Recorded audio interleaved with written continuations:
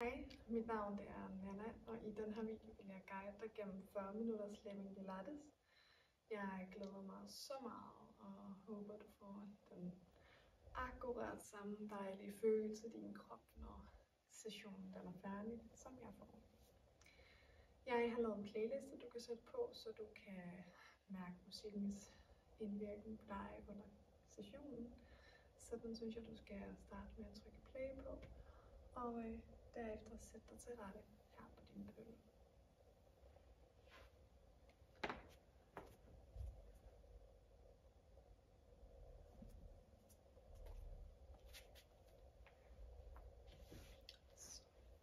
Vi starter her i en heltestilling, som kan være på en pøllepude, hvis du har sådan en. Det kan også være, at du har nogle andre puder, du kan stable ind under dig, eller sidde direkte på måtten, hvad end der resonerer hos dig. Godt. Så starter du med at lade dine hænder møde hinanden foran hjertet, og på indånding løfter du dem mod himlen. Udånding slipper hænderne, lad dem lande ned langs siden. Lad højre hånd lande på hjertet, venstre hånd under navlen. Lander. Hvis du føler dig tryg ved det, kan du lukke dine øjne. Mærk din krop, der bliver tung mod underlaget, benene, sædet. Det kan også være, at du mærker dit smukke hjerte, der slår for dig. Skuldrene, der er trukket væk fra ørerne. Kæben slipper.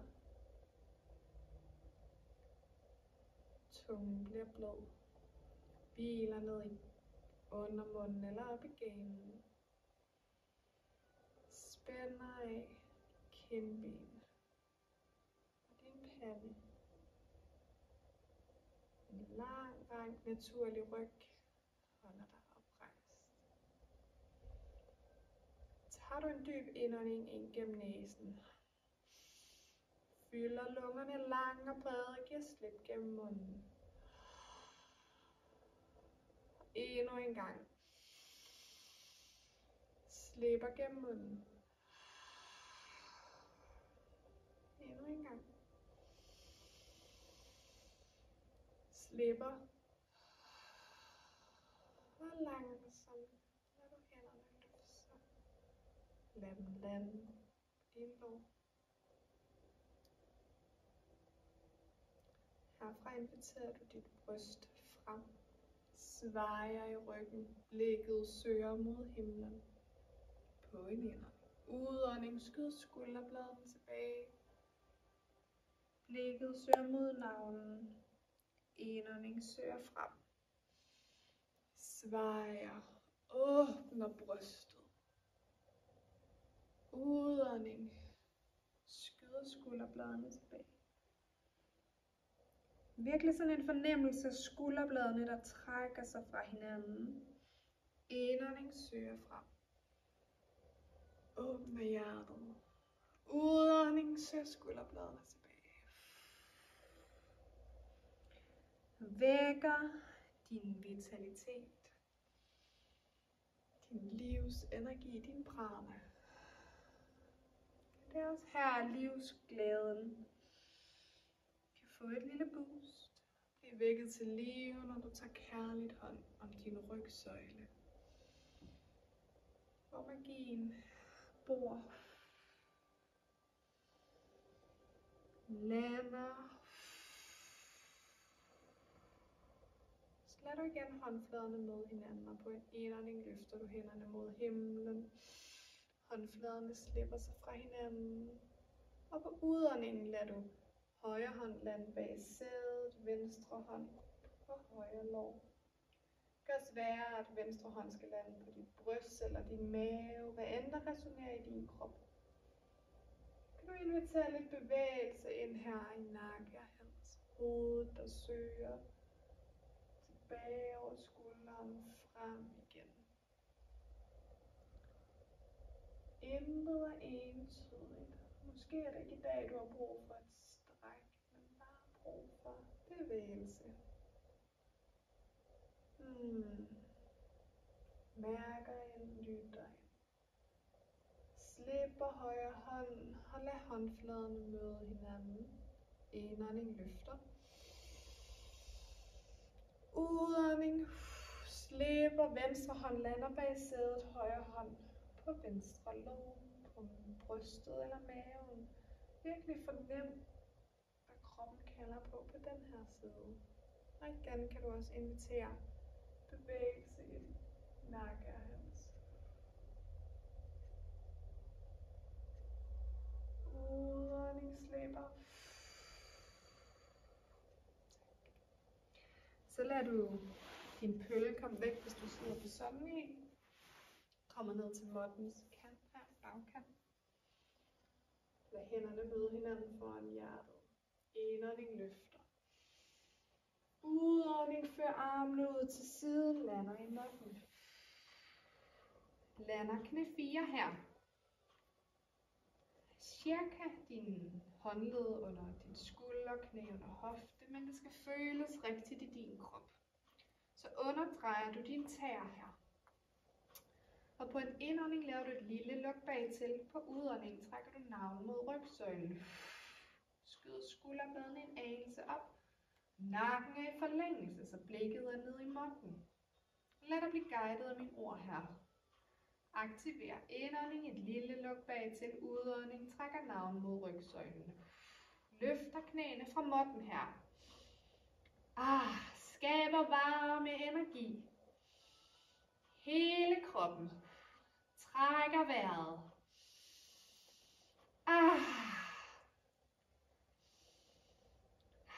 Sidste indånding. Og lander knæene. Wow. Før hænderne en anelse længere frem end skuldrene. Før overkroppen nedover. Og det kan være, at du også laver et buk i dit knæled her. Blikket er cirka skråt frem, så nakken er i forlængelse af rygsøjlen. Laver igen en aktivering i maven, trækker navlen mod rygsøjlen. Laver du et lille sænk her i albuebladet. Bøj.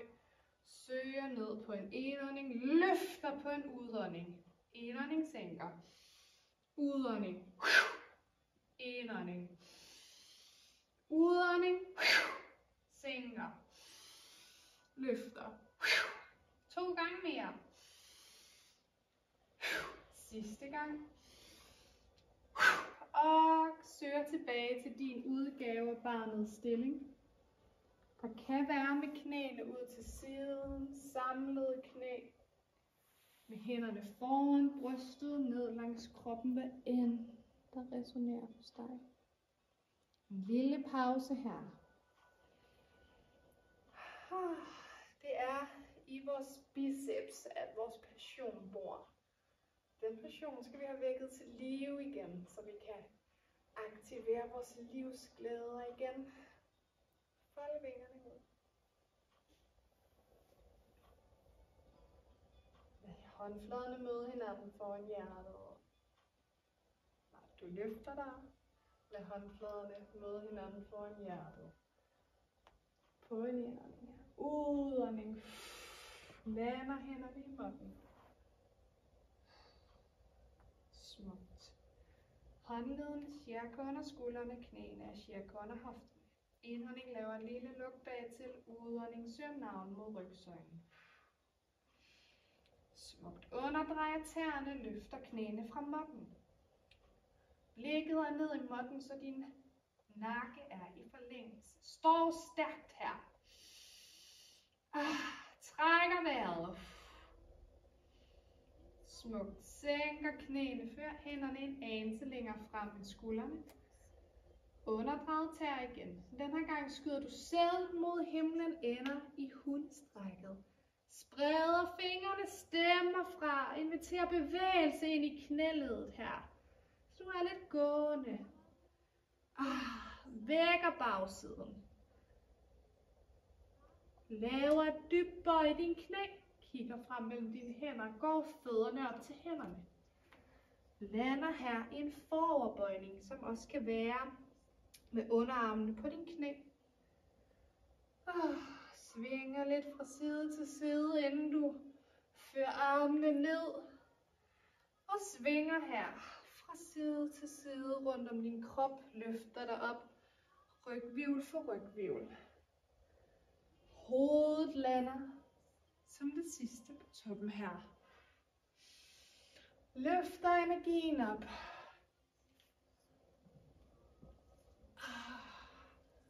Hele vejen op til kronen. En arm søger ned her. Løfter. Løfter op. Løfter energien op fra jorden. Og ligesom rødderne i træerne. Igen. Trækker energien op igennem stammen. For at kunne sætte nye knopper, nye grene, gør du det samme. For du har slået rødder. Trækker energien op.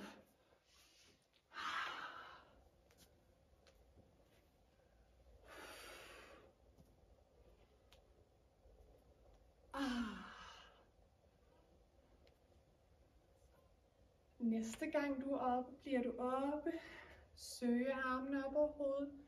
Kom op på tæerne. Og trækker hænderne til hjertet. Fører armene ned. Ryster lige her lidt.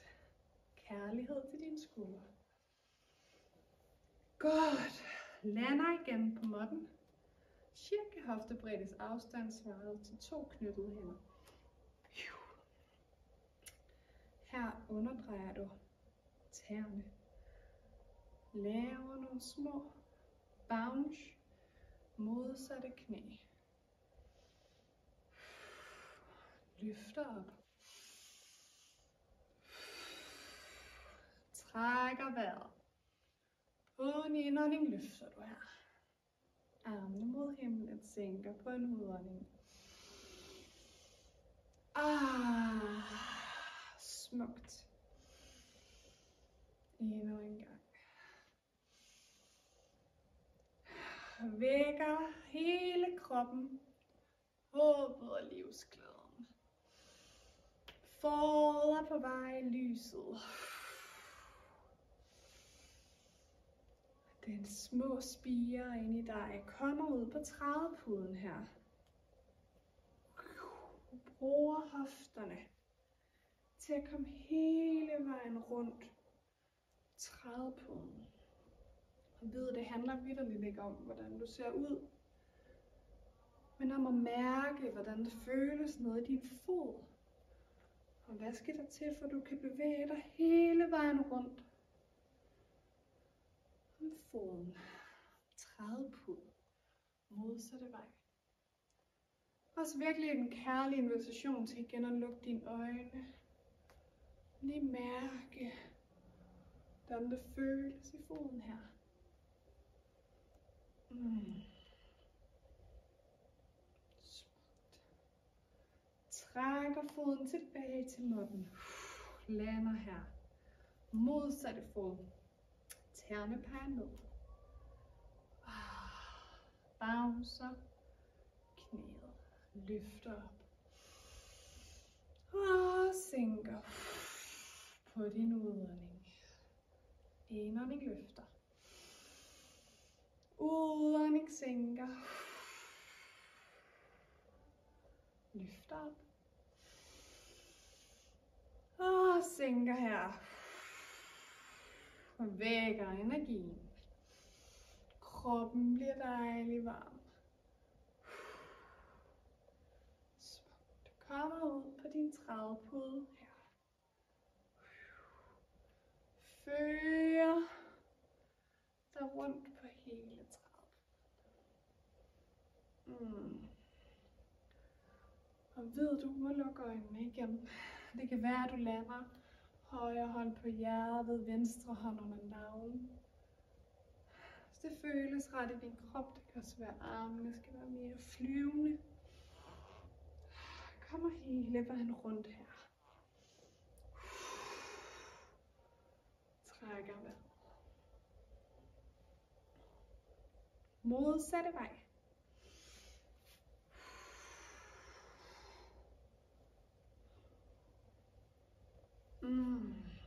Kommer i kontakt med kroppen, måske med drømmene, med de frø, du allerede har sat. Måske nye frø, der skal sættes. Trækker foden mod munden igen. Lander her, søger knæene ned, laver et lille bøj her. Fører rundt cirkler.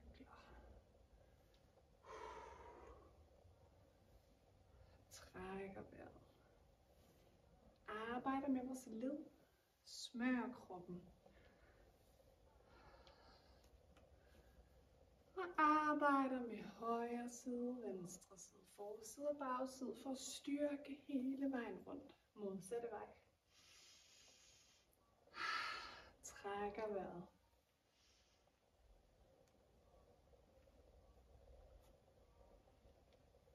Godt. Løfter dig op til toppen.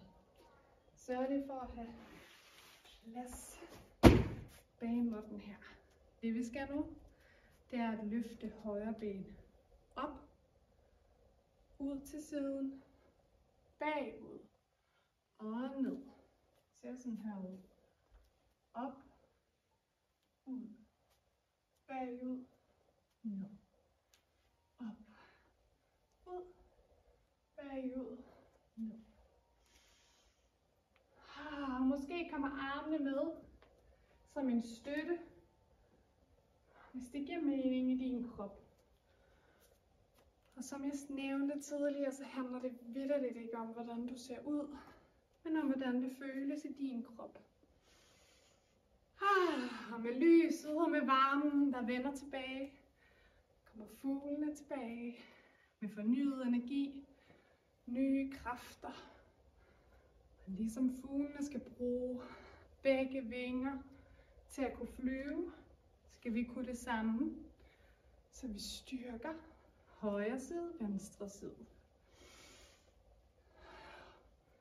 Sidste gang. Åbne op her for brystet, for hjertet, for hofterne, lander. Placer hænderne på hjertet, tager en indånding, slipper gennem munden. Endnu en gang.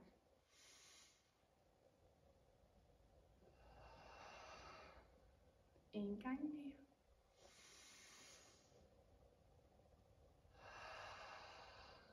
Og hænderne søger ned.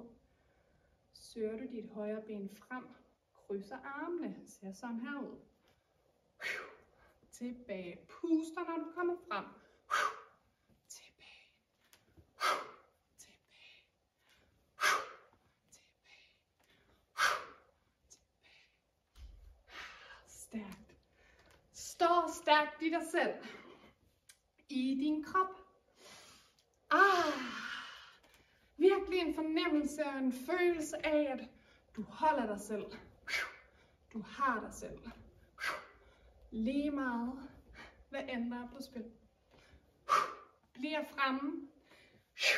Og lad det manifestere. Modsatte ben. Løfter op. Op. Ud. Bagud. Ned. Op. Ud. Bagud. Ned.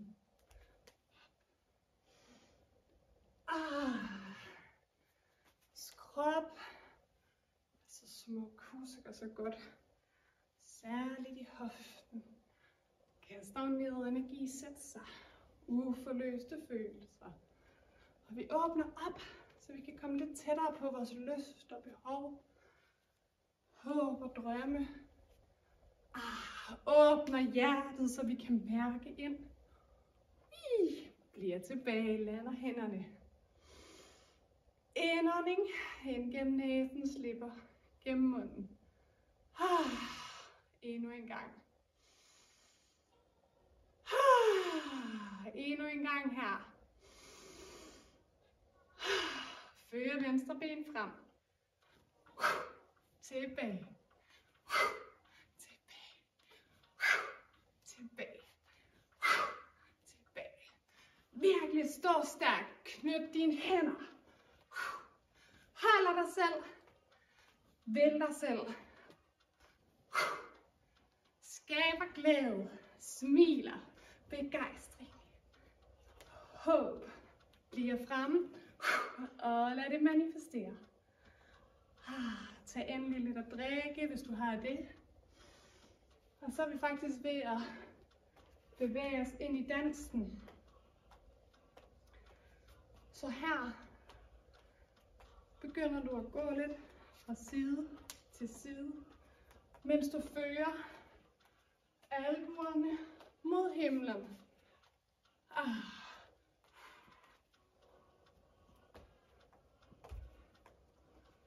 Og også altid en kærlig invitation til her at lukke dine øjne.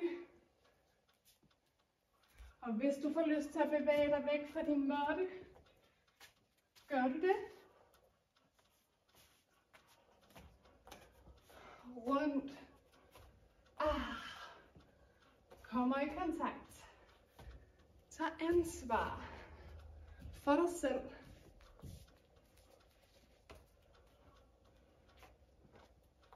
Hvis kroppen får lyst til at gøre noget intuitivt, gå sin egen vej, gør du det?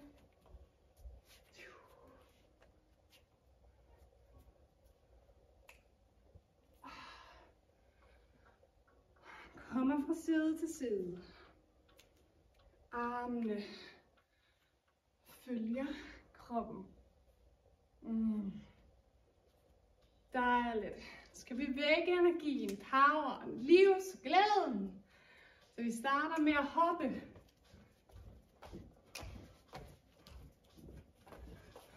På din måde. Kan få armene med.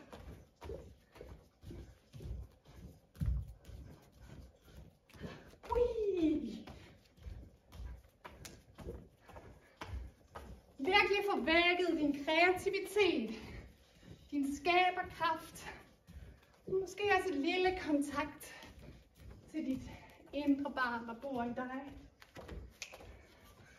Sådan en fornemmelse af dig selv, der uden nogen bekymringer løber hen over græsset, marken, hvor end du bevæger dig.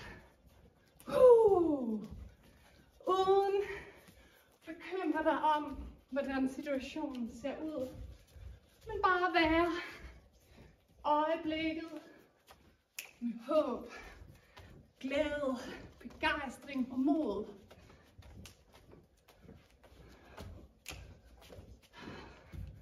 Mærker hjertet, der slår for dig.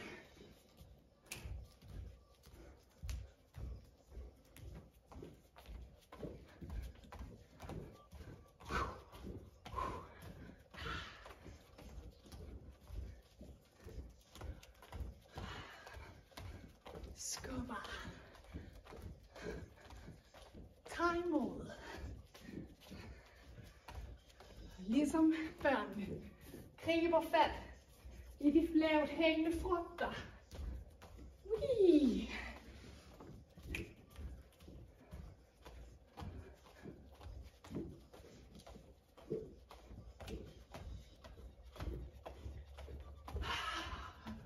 Trækker vejret, giver slip.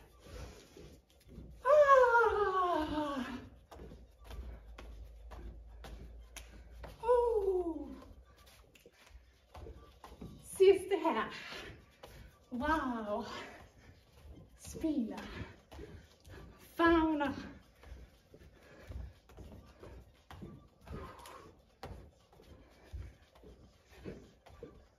Det gør bevægelsen mindre. Kommer ned og gå lidt inden du stopper helt op. Lander igen. På din måtte, hvor end du står. Måske bredstående. Lige vugger dig selv her fra side til side. Virkelig mærker dit hjerte, der slår for dig, buller afsted. Sådan en fornemmelse af at blive vækket til live, klar til at spire, til at blomstre. Fører armen ud i forlængelse af din krop, op over hovedet. Trækker hænderne til hjertet. Placerer du din højre hånd på skulderen, venstre hånd på modsatte skulder. Dejligt kram her. Også en invitation til at lukke dine øjne. Mærke kroppen varme det som er. Må hellere gerne lukke øjnene.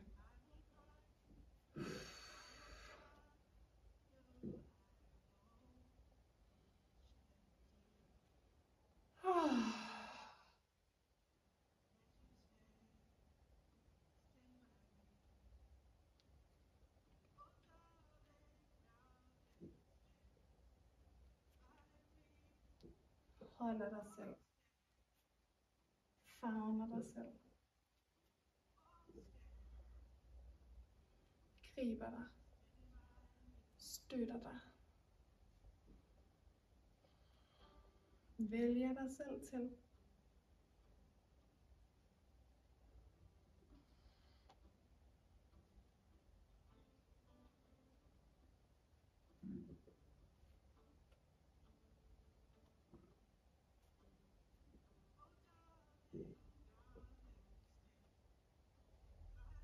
Lander igen. Og virkelig husker balancen mellem aktivitet og pause. Det er i pausen, du samler kræfter, energi, nye ressourcer. Og lader dig lande stille her. Du kommer op til forenden af din måtte.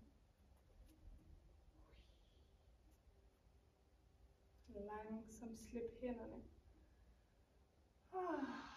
fra dit smukke krop. Håndfladerne møder hinanden. Du bliver ved måttens top.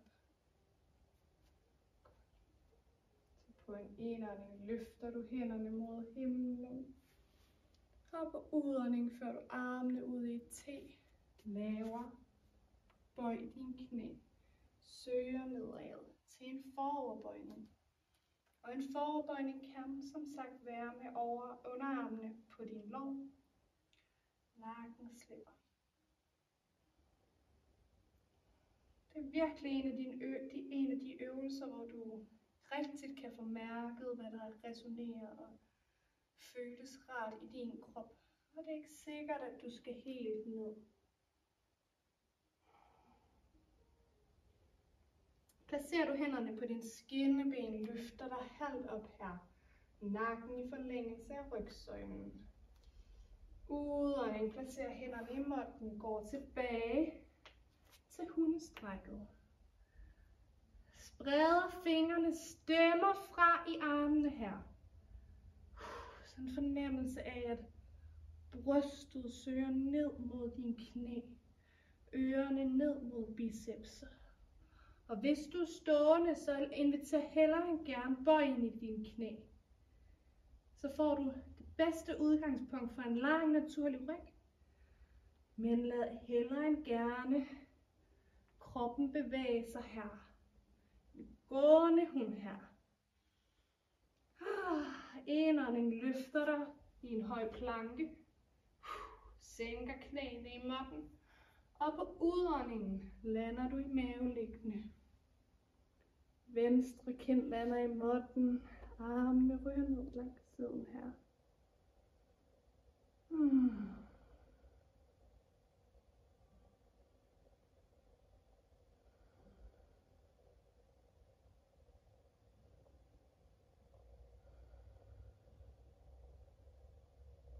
Lander.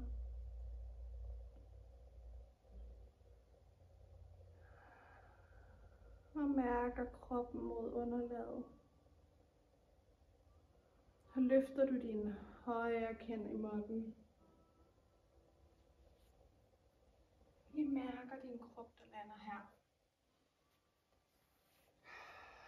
Tyngd mod underlaget. Grounding forbindelse. Ligger på maven. Virkelig en stor flade, hvor du kan forbinde dig gennem jorden. Så ruller du over på den ene side af din krop. Og vi lander her. Hvad end der resonerer. Mærker din krop. Det kan være armene strækker sig, eller hænderne kommer ned.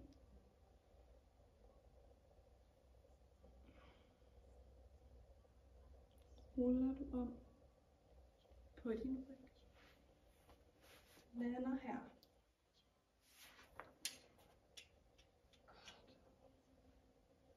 Strækker halen en anelse op mod dit haleben. Laver du et kip i dit bækken, så du kan se forskellen her. Så lænden lander i munden. Herfra trækker du dine knæ op mod dit bryst, kan placere hænderne på dine skinnende ben, på din indre lår. Hvordan end det virker i din krop. Laver små hug. Side til side. Trækker vejret.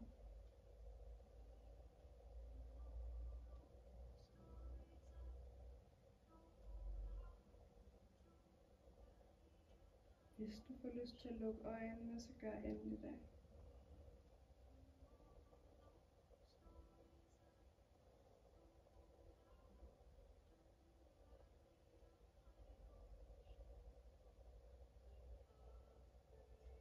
Lander du i centrum, eller fødderne lander i måtten. Zigzagger fødderne ud til måttens kanter, eller en bredstående position. Fører armene ud, forlængelse af din krop. Knæene møder hinanden. Indånding løfter hænderne mod himlen. Sænker. Giver dig selv et dejligt kram her.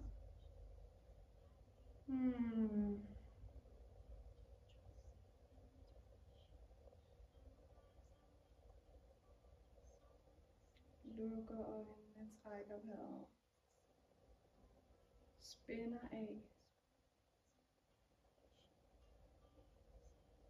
Og hvis du får lyst til at rømme, gabe, hoste, nyse, så gør endelig det.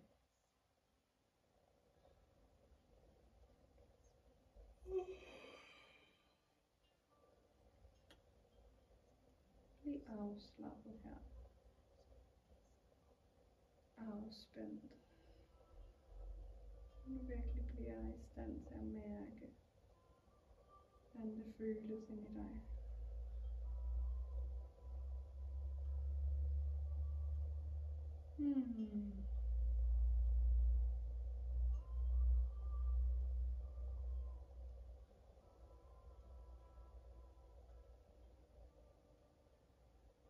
Langsomt lader du hænderne slippe. Lander dem måske ned langs siden. Gå fødderne ind til hinanden. Så gør du lige akkurat det, som kroppen kalder på nu, om end det er at strække benene lange. Trække knæene mod dit bryst igen.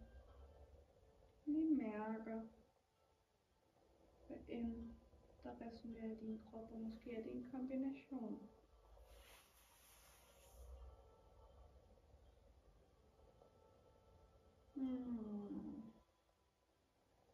Du igen rulle dig over på din side. Ser hånden foran dit bryst, løft til en siddende position. Skulle du have nogle strømper eller en varm trøje i nærheden af dig, så tag det endelig på igen. Måske også et tæppe oven i købet. For nu er tiden til, at du lige kan lande i Shavasana. som er den sidste position. Og har du pølle, tæpper, hvad end der giver mening, så brug det endelig under dine knæ, måske oven på dit bækken. Det kan også være under ryggen, hvis du har brug for at spænde af. Men mærk, hvad der resonerer hos dig. Lander her. Knæene må gerne søge ud til siden. Fødderne bliver bløde og afslappet.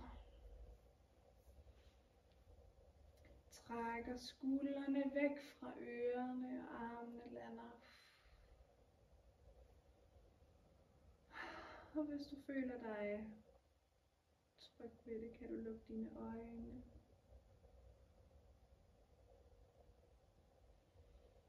Tag en dyb indånding ind gennem næsen. Fyld lungerne lange og brede og giv slip gennem munden. Igen mærke sædet, der bliver tungt mod underlaget. Kæben, der slipper. Tungen, der falder tilbage. Ned i ganen, ned i undermunden eller op i ganen. Kindbenene spænder af. Det samme gør panden.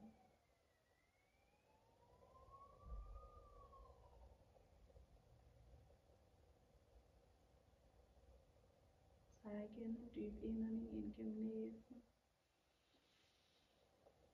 Og slipper gennem munden.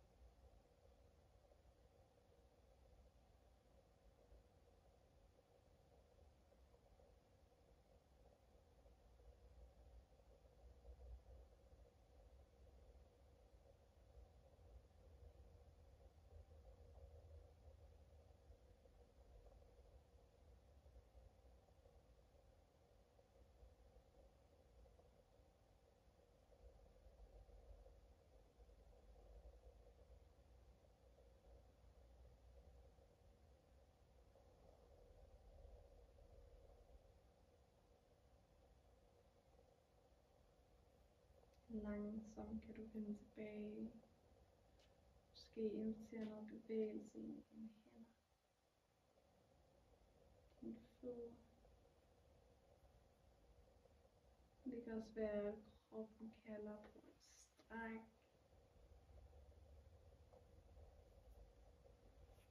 På at knæene kommer op til brystet. End der resonerer i dig. Så lander du siden af din krop igen. Og når du føler dig klar til det, kan du løfte dig til en siddende position, hvor du fortsat gerne må have lukket øjnene.